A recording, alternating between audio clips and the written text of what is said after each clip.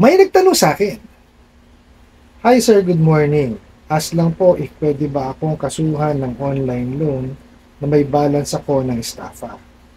Pero naghuhulog or partial naman ako. And nagre-reply naman ako sa mga messages ng agent. Nakausap ko po. Tapos sa barangay daw po kami mag-usap on August 15 pa po." Okay po, napakagandang katanungan po nito, no? Pero bago natin sagutin ito, no, imbitahan ko muna kayo, no, na suportahan po yung aking mga social media account sa YouTube, Facebook, and TikTok po, no? At ito, sagutin na ho natin siya, no? Ang tanong nyo po is kung makakasuhan ho ba kayo nung OLA na nahiraman ninyo ng estafa. Okay. Ganito po yan, no? Ang estafa po kasi is a criminal offense po pagka napatunayan sa hukuman. Okay. Sa larangan po ng utang, no, para ho kayo magkaroon ng criminal liability or maging criminal offenses, pagka ho kayo ay nanlinlang o nanloko para ho kayo ay makahiram ng pera. Ano po? So, yun po ang tawag doon is estafa. Para masabi po, no, na ang kaso estafa is, for example po, nag-submit kayo ng peking ID. Yan. Nagbigay ho kayo ng maling address. Okay. Nagbigay ho kayo ng fictitious na pangalan. Hindi nyo pangalan. So, ibig sabihin ho, baga, may pandaraya ho kayong ginawa. No? Kumbaga, nilinlang nyo po yung lending, financing, or bangko, or yung pinanghiraman nyo ng pera para ho kayo makahiram, no, ng pera sa kanila. Actually, meron hong fault din yung ihiraman nyo o yung utangan nyo kung hindi ho nila na-detect kagad yun. No? Kasi, ibig sabihin lang ho nun, hindi ho nila ginawa yung kanilang proper credit investigation. No? Kumbaga, kagaya ho siguro ng mga ginagawa ng OLA, may ID ka lang, bibigyan ka na ng pera. No? Actually, yan ho ang ginagawa ng mga OLA ngayon, no? Sa may ID ka, no, bibigyan ka na nila ng pera, no. So yung risk ho, no, na sila ay maloko or malinlang ay napakalaki kasi ho wala ho silang ginagawang evaluation, no. Pero I'm not saying na gawin niyo ho yan sa mga OLA. Okay, kasi ho baka mamaya matapat ho kayo do sa mga OLang matitino, makasuhan ho kayo ng estafa. Pagka ho kasi yan napatunayan na, for example ho nagbigay kayo ng peking ID, no, peking address, may kulong ho yan. No, po, bukod sa kulong, meron pa ho kayong multa. So, napakabigat ho, no. So, huwag niyo ipagpalit yung inyong pangalan, no, sa maliit na halaga lang po. No? Kung talaga ho nangangailangan kayo, i-present niyo ho yung yung mga tamang dokumento, no, na dapat yung ipresenta, no. Pero with regards ho kasi sa mga OLA, lalo ho kung nakaranas kayo ng harassment or pag-aabuso, no, sa malamang po na hindi nila kayo sampahan ng kaso, estafa, or even ho, hindi kayo sampahan ng small claims yan. No, or in short, hindi ho sila tutungtong ng korte. Kasi ho, napakarami ho nilang nilabag. Ano po, unang-una, yung harassment, no? Pangalawa ho, yung the Truth in Lending Act. Hindi ho nila sinunod yun, no? Kasi hindi nila in-inform na ito yung interest na ipapataw sa inyo, ganito yung ikakaltas na processing fee sa inyo, ito yung magiging amortization nyo, ito yung magiging due date ninyo, no? So, dun pa lang po, malaking paglabag na po yan. Tapos, napakalaki pa po, or exorbitant yung kanilang interest rate, no? Tapos, ang pinakamasakit po dyan, no, hindi po nila sinusunod yung nakasaad po dun sa prohibition on unfair debt collection practices. No? Kaya ho kayo nakakaranas na harassment. No? Yun ho yung mga importanteng batas or mga panuntunan na kailangan po nilang sundin na hindi po nila sinusunod. Meron na nga hong mga guidelines, meron na hong mga batas na dapat sundin. Kung ano pa ho yung mga dapat sundin, ay naku po, yung pa'y kanila nilalabat. O, di po ba?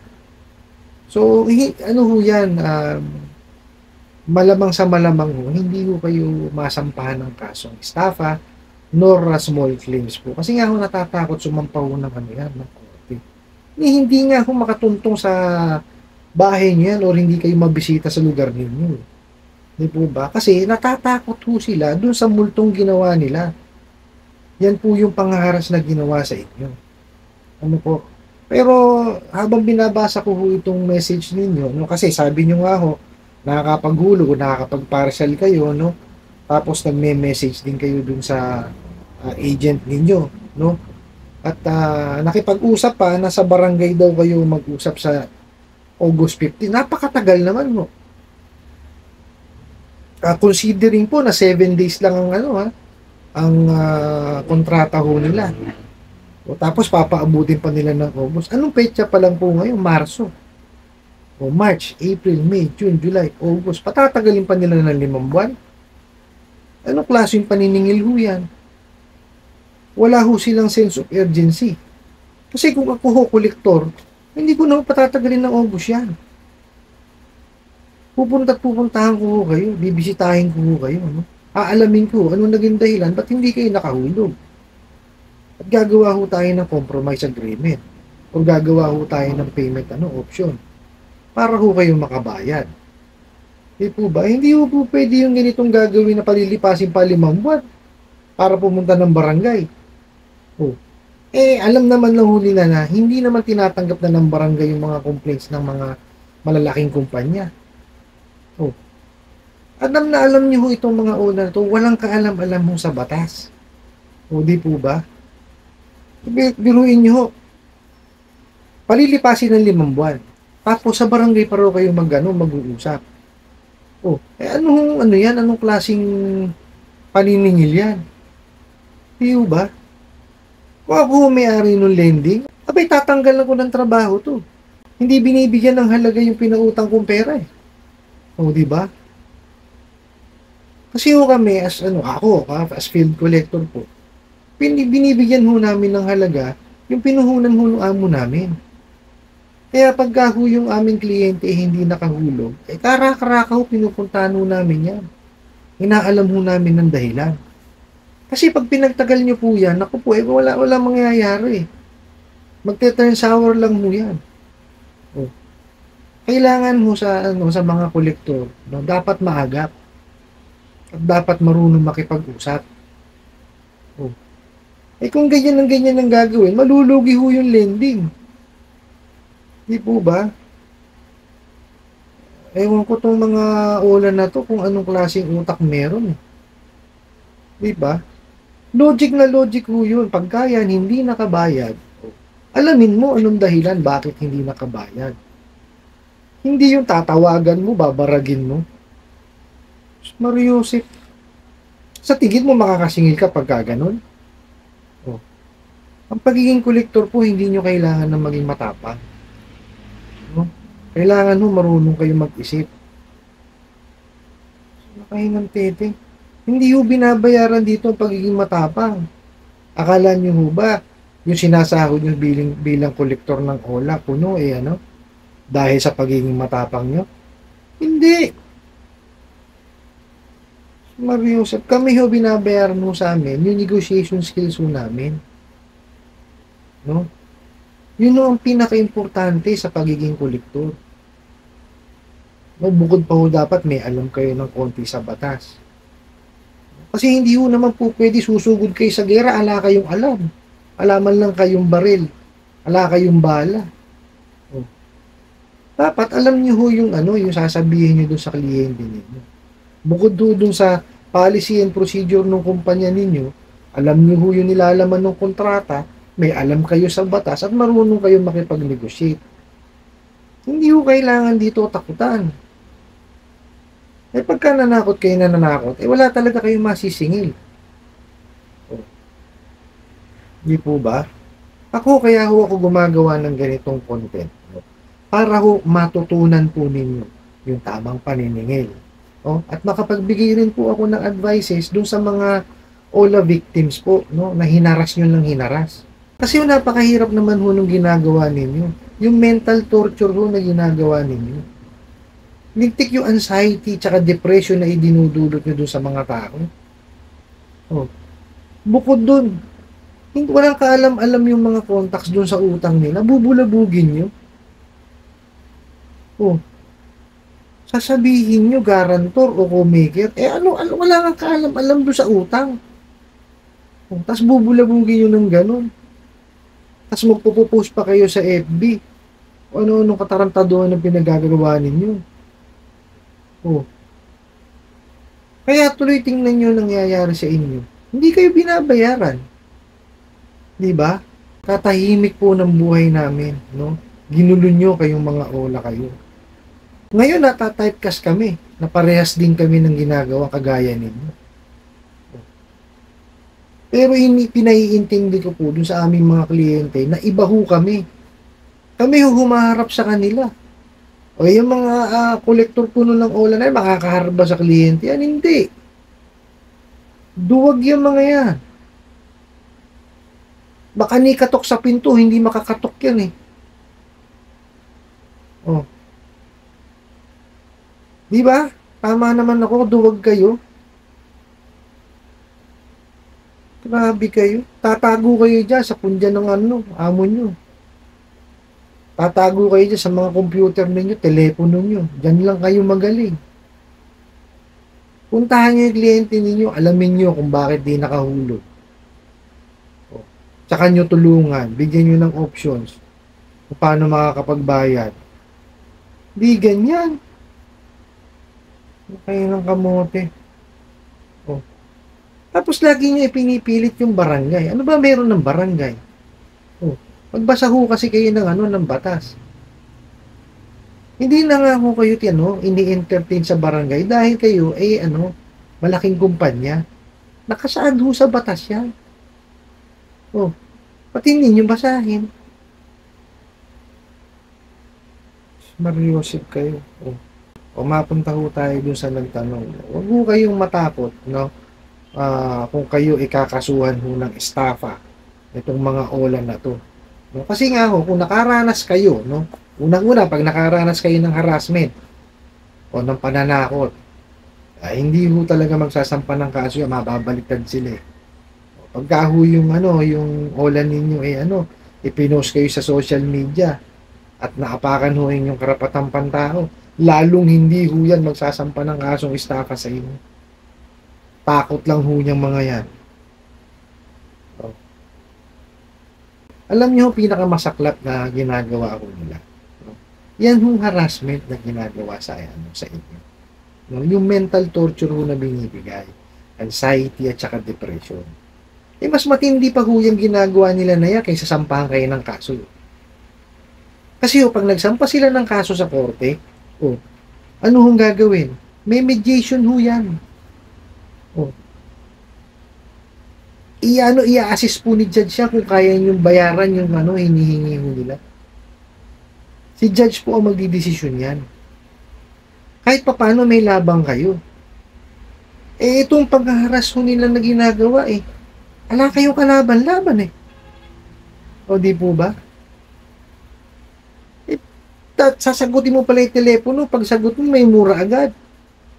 Ano kalaban-laban? Wala akong kayo kalaban-laban to. Samantalang kung yan talaga isasampahan kayo ng kaso, better. Puntahan nyo, wala akong problema doon. Dahil naman kaya lang mo nilang isampa na kaso is small claims, which is civil case po yun. Walang criminal liability yun. Wala akong kulong yun. No? Pag-uusapin ho kayo doon, no, kung paano nyo mababayaran. Yun ho ang sa small claims, no? Kaya ho hindi nagsasampa ng kaso ng small claims yung mga yan. Kasi nga takot na takot silang tumungtong sa korte.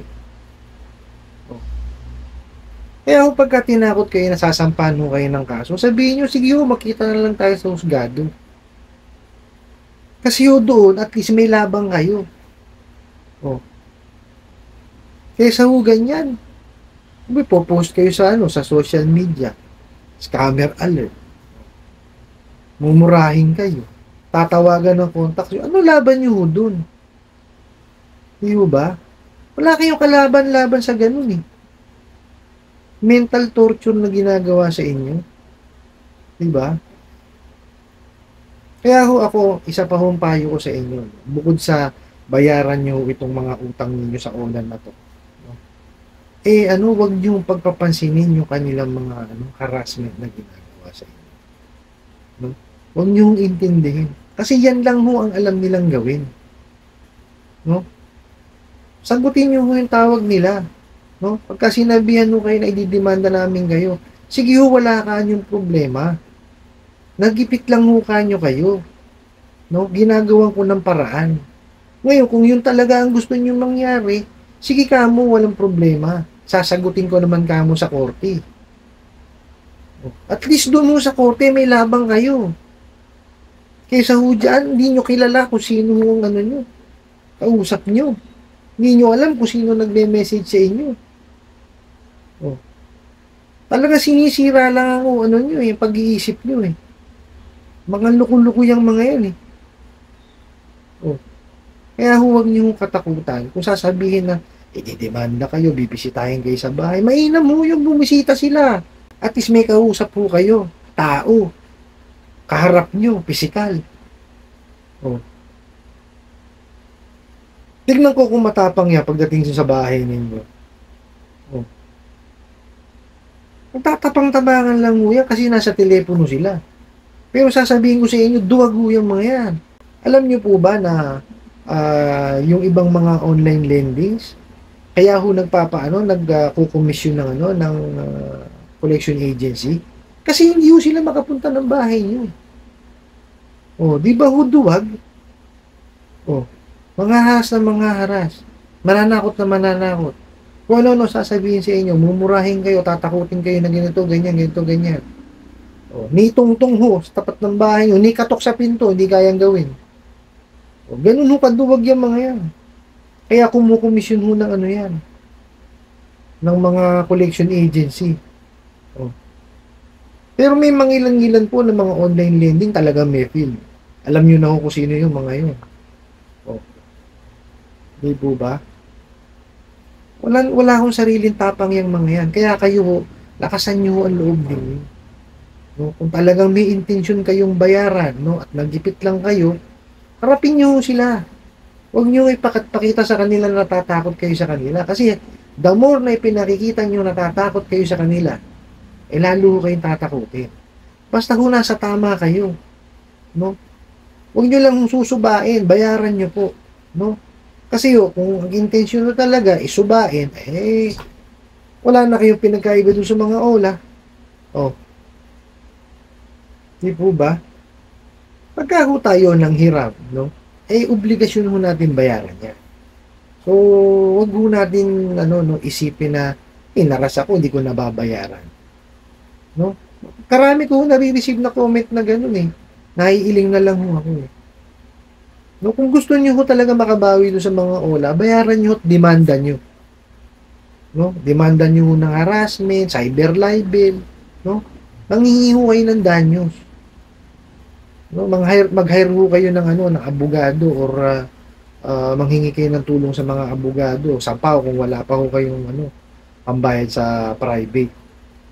O di po ba? Ganun din naman po yun. Abogado rin naman po yung mga nasa PAW. Tutulungan ho kayo ng mga yan. Manghingi kayo ng danyos, hindi ho yung hindi nyo babayaran. Kasi pag hindi nyo binayaran yan, ano pagkakaiba nyo sa mga ola? O di po ba? Yun huwag nyo gagawin kasi yung obligasyon nyo yan. Nagamit nyo kahit papano yung pera na hiniram nyo sa mga yan. Di po ba? So, huwag nyo yung gagawin na subain. No? Ako ho, kolektor ako, pagka ako hindi ho nakakasingil, sumasama ho ang loob ko. Wala naman ho akong magagawa kundi gampanan pa rin ho yung trabaho ko. Diba? So, lipat ako sa kabilang kliyente.